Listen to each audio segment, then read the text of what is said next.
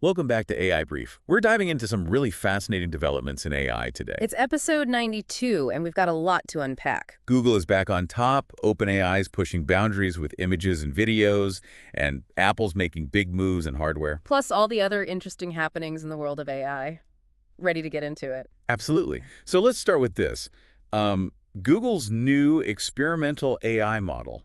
Gemini 2.5 Pro. Right, Gemini 2.5 Pro just snagged the top spot on the, what is it? The El Marino leaderboard. Yeah, Marina leaderboard. Yeah. Okay, and this is exciting because of its advanced reasoning capabilities Right. in, like, math and science. Well, it's not just math and science, it's coding, too. It got a crazy high score on that SWE Bench verified benchmark. Which, for people who aren't familiar with that, that's a really tough test for coding skills. Really tough. It means this model can, actually understand and generate code at a high level. Which is amazing, but what's really mind-blowing to me is this.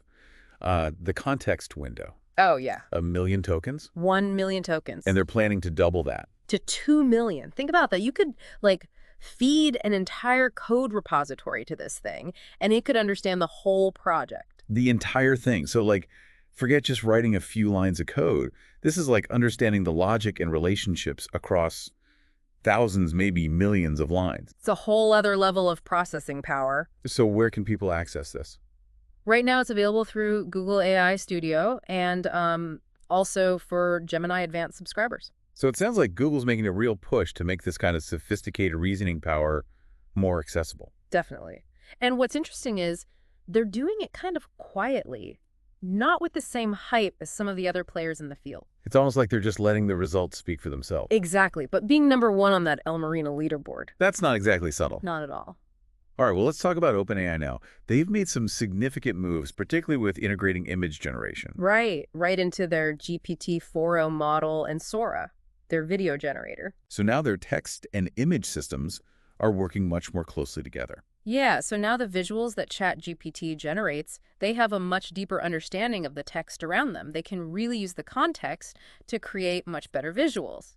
This solves a problem that's been plaguing AI image generation for a while. You know, things like text within images, like menus, diagrams, that kind of thing. Oh, totally. Trying to get that stuff to look right has been a nightmare, but now this new system, it can render that text clearly and accurately. That's huge for all sorts of applications. Imagine creating, like, educational materials, marketing materials, even just generating memes with clear text. Oh, and it gets even better. You can actually edit the images now using natural language. Just describe the changes you want, and the AI will make them. And it keeps everything consistent across all the edits. Even when you're dealing with, like, multiple objects in complex scenes. Yeah, even with 10 or 20 different things going on in the image, that's a huge step forward in terms of control and flexibility. And I think it really shows how confident OpenAI is in this new system, because they're replacing DALL-E 3 with it. That's right. It's now the default image generator for a lot of ChatGPT users. Which tells me they really see this as a major upgrade. Oh, yeah, absolutely. I mean, think about the potential applications in fields like, user interface design or document creation. The possibilities are really exciting. Okay, so we've got Google quietly dominating in reasoning, OpenAI pushing the boundaries of visual generation. Now let's talk about Apple and their big investment in, well, hardware. Hardware. $1 billion they're spending on Nvidia's advanced servers. $1 billion. And they're partnering with Dell and Supermicro to build out their own generative AI infrastructure. Yeah, it seems like they're really serious about catching up in this AI race. Especially given that they're reportedly ordering around 250 of NVIDIA's, what are they called? GB300 NVL72 systems. And each one of those costs somewhere between $3.7 and $4 million. So that's a significant chunk of that $1 billion right there. Definitely. And it suggests that maybe developing their own AI chips at the scale they need, at the speed they need, is proving more difficult than they anticipated. Which is understandable, given the pace of innovation in this field.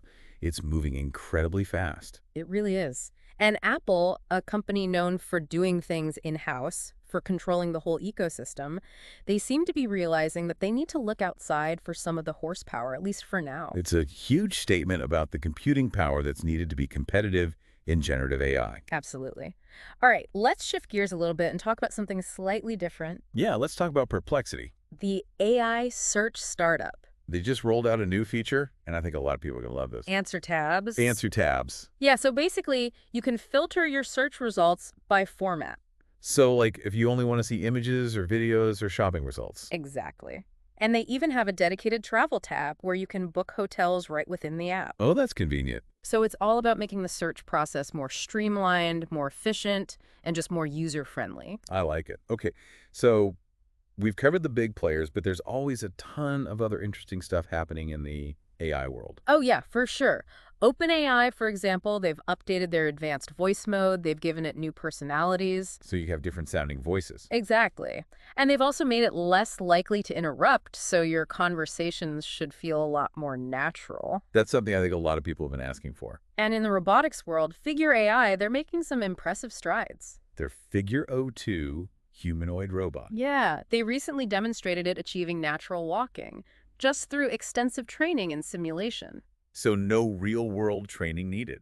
That's impressive. It really is. It suggests that we might be getting closer to robots that can move and interact with the world in much more human-like ways. And in the fashion world, H&M is doing something really interesting with AI. They're partnering with 30 models to create digital twins. AI digital twins for their ad campaigns. And this is notable because the models will retain ownership of their digital likenesses. And they'll be compensated for their use. It's a pretty novel approach to, addressing some of the concerns around AI and image rights. Especially in an industry that's so image-focused. Absolutely. And speaking of images, ByteDance, the company behind TikTok, they've released an open-source AI portrait generator Called Infinite U. Infinite U. And it's getting a lot of buzz for how good it is at creating consistent and accurate portraits based on just text prompts. That's great for artists and developers who want to experiment with AI portrait generation without, the limitations of closed-source software. Definitely. Open source tools like this can really democratize access to these powerful AI technologies. Speaking of access and democratization, Synthesia, the AI avatar company, they've launched a $1 million equity program for actors. So actors whose likenesses are used as AI avatars, they can actually get a stake in the company. That's another really interesting model for recognizing and compensating people for their contributions in this AI age. I think we're going to see more and more creative solutions like this as AI becomes more prevalent in different industries. Yeah, it's definitely something to watch. All right, what else do we have? Oh, Otter AI, the transcription service. Right. They've just unveiled 3 new AI meeting agents. So these are AI agents that can participate in meetings. Exactly. There's a voice-activated assistant, a sales agent for coaching, and an SDR agent that can handle product demos. This could be a game changer for businesses, especially for sales teams and anyone who spends a lot of time in meetings. It could really streamline workflows and automate a lot of tasks. So we've got AI generating images, participating in meetings. What else is it doing these days? Well, Microsoft, they've enhanced their Copilot with some new deep research tools. Researcher and analyst. Yeah, and these tools use OpenAI models to help people conduct really in-depth data analysis. Across all sorts of Yeah. different sources. Yeah, this could be huge for anyone who needs to sift through mountains of information to find insights. Researchers, analysts, journalists, even just curious individuals. Absolutely. And in terms of pure model performance, it seems like DeepSeek is making some waves. Their updated V3 model. V30324. It's actually outperforming some other leading models, like Grok 3, in certain non-reasoning benchmark tests. So that's interesting. It shows that progress is being made across a wide range of AI capabilities, not just in reasoning. Right, and then there's this really cool collaboration between Midjourney and NYU. Midjourney, the AI image generation tool. Yeah, they work together to develop new techniques to help large language models generate more creative and novel narratives. So this is for fiction and poetry. Exactly. It's about pushing AI to become a more powerful tool for creative expression. Which is kind of mind-blowing when you think about it. It really is. Okay, so before we wrap up, let's do a quick rundown of some of the trending AI tools we're seeing right now. Okay, let's do it. So first up, we have Reve Image 1.0.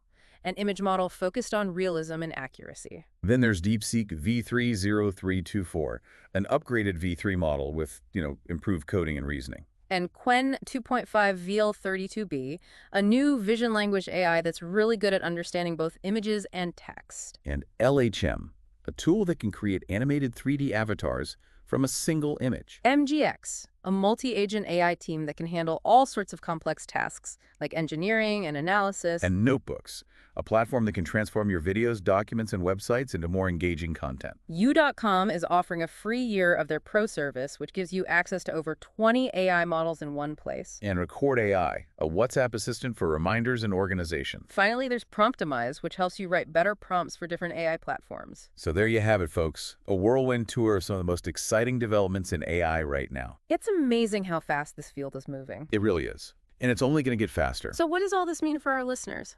I think the key takeaway is this. AI is rapidly changing the landscape of, well, pretty much everything. And staying informed about these developments is crucial. Absolutely. It's about understanding the potential of these new technologies and how they can impact your work, your life, your future.